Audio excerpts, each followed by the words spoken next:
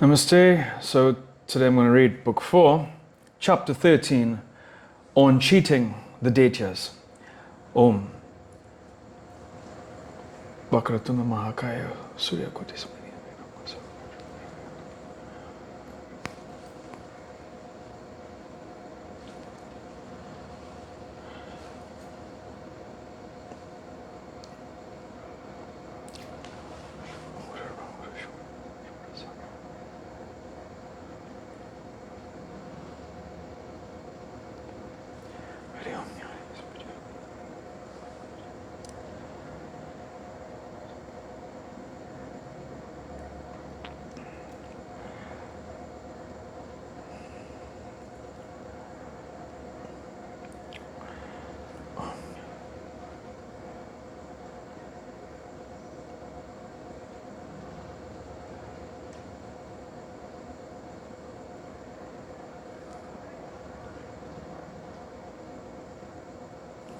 Hari Om Tat Sat.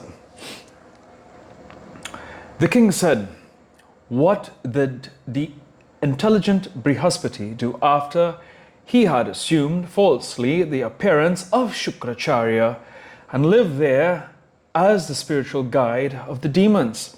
O Muni, Brihaspati is the guru of the Devas. He also devotes his time in studying the Vedas and is the ocean of all knowledge. He is the son of the Maharishi Angida, and he is himself a Muni, endorsed with all these good qualifications. How could he deceive the demons? In all the religious sastras, truth is declared to be the essence of Dharma, and the Supreme Self is attained through truth. So the wise sages say, how can we expect an ordinary householder to be true when such a man as Brihaspati takes recourse to falsehood with the demons? If one acquires as one's wealth the whole universe, still one does not require anything more than what is required in feeding one's belly. How is it that Brihaspati could speak falsehood merely for the sake of his belly? O Muni, the words sung by the ancient virtuous and respectable sages were true and had their corresponding objects denoted by those words. Now they employed the term sister, meaning that they were virtuous, respectable persons as denoted by them. When Brihaspati can even commit such condemnable, deceitful acts and speak falsehood, we can expect no virtuous, respectable persons in the world. Where then do you find the sister persons denoted by the word sister, sung by the ancient sages? The word sister is now meaningless. The Devas are sprung by the sattvic qualities, men from rajasic qualities, and birds, etc., from the tamasic qualities. When the guru of the immortals, the incarnate of sattvic qualities, can become a liar, how can one expect those who are rajasic or tamasic to follow rigorously the truth? Oh, this Triloki is all pierced with falsehood. Where is the religion, and what will be the ultimate goal of all these creatures? When Bhagavan Hari, Brahma, Indra, and the best of the Devas, when all can be take to pretext fraud and trickery and show cleverness in them, what to speak of men? O giver of honor, when all the Devas, Vashishta, Vamadeva, Viswamitra, Brihaspati, and other ascetic munis get themselves overpowered by lust and anger, when their intelligence gets destroyed by covetousness and avarice, when they are addicted to vices and are expert in fraud, pretext, and trickery, then what fate, alas, can you expect of Dharma? And what help is there of any religious persons? Alas, Indra, Agni, Moon, and Brahma, when these get overpowered by the strong influence of lust, are an illicit love with others' wives. Where is the goodness and virtuous behavior in this Triloki? O sinless one, to whom then can we look upon as our spiritual guide and our advice and lawgivers when all the Devas and Munis are corrupt with avarice? Vyasa said, O king, be he Indra, Brihaspati, Brahma, Vishnu, or Mahesa, whoever is embodied or will put on bodies, he will have to be in touch with the previously mentioned ahamkara and covetousness and other vices due to the name and form. O king, Brahma, Vishnu and Mahesa are all attached to sensual objects, and what improper and sinful actions there can be that cannot be committed by persons devoted to sensual objects. It is through cleverness and fraud that anyone devoted to sensual objects can easily make oneself as cleverly free from Maya. But when difficulty comes, then his trickery gets discovered, and the respective qualities hidden in him are brought to bear their respective results. Know then the three qualities to be conjointly the cause of all these actions, and without any cause, no action gets visible. These discrepancies in the case of Brahma and others are caused by three qualities. Their bodies are all created from Pradhan Mahat and the other 25 tattvas, essences. O king, Brahma and others are subject to death. Then how can you doubt on other things in advising others? Everybody gives, as it were, good and virtuous advices, but the burden falls upon their own heads. They fall off from their advices and act according to their hidden natures. Then they yield to lust, anger, envy, egoism, and fascination. No one who is embodied can get rid of passions born of the three qualities, O king. Thus the Triloki goes, is the saying of the Maharishis. This Triloki, auspicious, inauspicious, mixed, never gets any serious change. Its nature remains always uniform. See, Bhagavan Vishnu sometimes practices severe asceticism. Indra, the lord of the Devas, sometimes follows the practices of religious sacrifices. Again, you find Vishnu, Bhagavan, full of youth, fond of the Leela, enjoying the company of Rama in Vaikunta. Sometimes he is the ocean of mercy, in fighting dreadful battles with the demons and being severely afflicted with their clusters of arrows. Sometimes he gains victories, sometimes he gets defeat through the irony of fate. Thus he gets undoubtedly pleasures and pains. O king, sometime Narayana draws all the worlds into his belly and takes his yogic sleep on the 1,000-headed serpent Sesha, and again he gets himself awakened by Prakriti.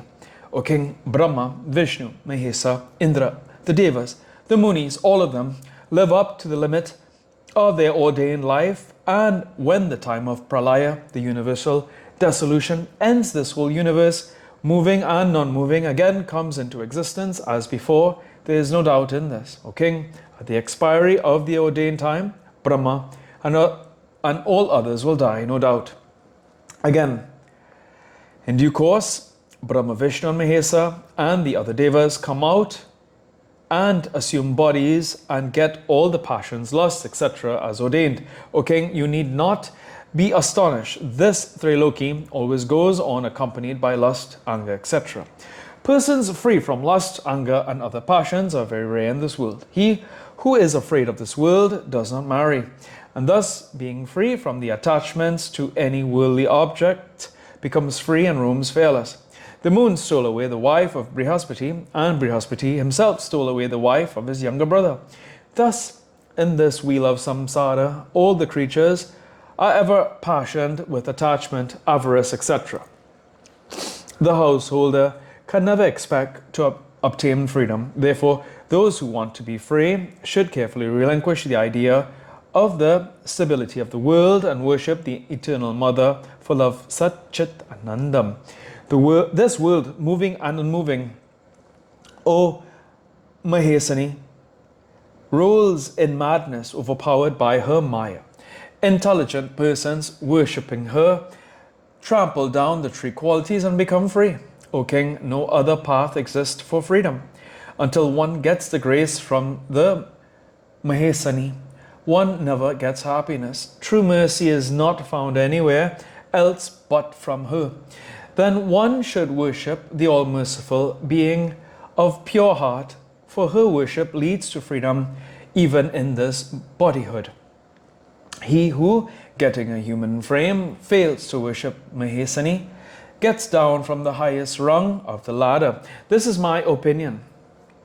This universe, composed of the three qualities, is encompassed with ahamkara and fastened to untruth. Therefore, freedom can never be expected without the worship of that potent goddess. O Muni, O King, renounce every worldly object and serve the goddess Bhuvaneshwari. This is the highest duty of all. The king said, what did then the Devaguru do in the disguise of Shukracharya? When did the real Shukracharya come there? O respected Muni, speak on these points. Vyasa said, please hear what the disguised Brihaspati in the shape of Shukracharya did afterwards. The demons were made to understand clearly by Brihaspati, and then they took him for Shukracharya and placed implicit faith on him and began to think of him and him alone. The Dechas, enchanted and deceived by the magic of Brihaspati, took now his refuge for acquiring the knowledge from him, since they mistook him for Shukracharya. Who is there that is not enchanted by the idea of gaining something? On the other hand, when the term of 10 years was over, Shukracharya, the real guru of the Dechas, ceased enjoying Jayanti and began to remember his disciple, the Dechas. He now began to think that my disciples, the Dechas, are expecting every instant my return and would now go and see them bewildered with fear. They are my devotees, and I ought to do such that they might not be afraid of the Devas. And then he exclaimed to Jayanti, O beautiful one, let my sons take the shelter of the gods. Your term of 10 years is today over. I now go therefore to see my disciples. Soon I will again come to you. Be it so, replied Jayanti, the best of those who know religion. You can go where you like. I am not to destroy your dharma. Hearing these words, Shukracharya went hurriedly to the demons and saw the Devaguru, Brihaspati, sitting before them in the guise of Shukracharya. He was explaining to them the Jnana doctrines compiled by himself and finding fault with the act of envy, taking revenge and killing and cursing the sacrifices, etc. He was telling them, O enemies of gods, truly I am telling you words that will no doubt prove good to you. Non-killing is the highest virtue. Even the enemies ought never to be killed. It is the Brahmanas addicted to enjoyments and pleasures of the senses who want to satisfy their taste and pleasures that are found in the Vedas' injunctions to kill animals. But there is no virtue higher than non-killing animals.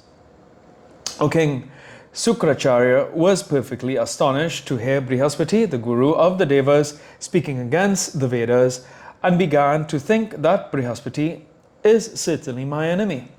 My disciples have been duped by this cheat. There is no doubt in this. Feed to avarice. It is the seed of sin, very strong and the veritable gate to hell. Brihaspati, even the guru of the Devas, is speaking lies, bound under the influence of this heinous avarice. Oh, what wonder is this that the guru of the Devas, who is the promulgator of all the religious sastras and whose word is accepted as the final decision, is now expounding the doctrines of atheists. When Brihaspati can become the expounder of atheistic doctrines impelled by covetousness, what to speak of those whose minds are not pure and whose intelligence is not sharp? This Devaguru, though a Brahmin, is acting today like a rogue, wanting to take away all, and is deceiving my disciples, the Dechas, who have been confounded by his magic. Here ends the 13th chapter, is the 4th book of Srimad Devi Bhagavatam, the Mahapuranam of 18,000 verses on cheating the datas by Maharishi Vyasa. Om Jayanti Mangalakali Bhadrakali Kapali Durga Kashmashi.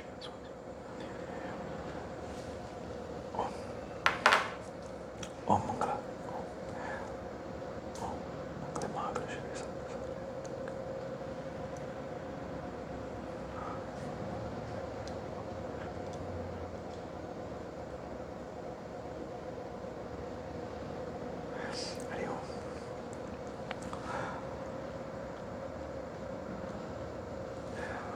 Om Tuya Mata Chupita Tuya.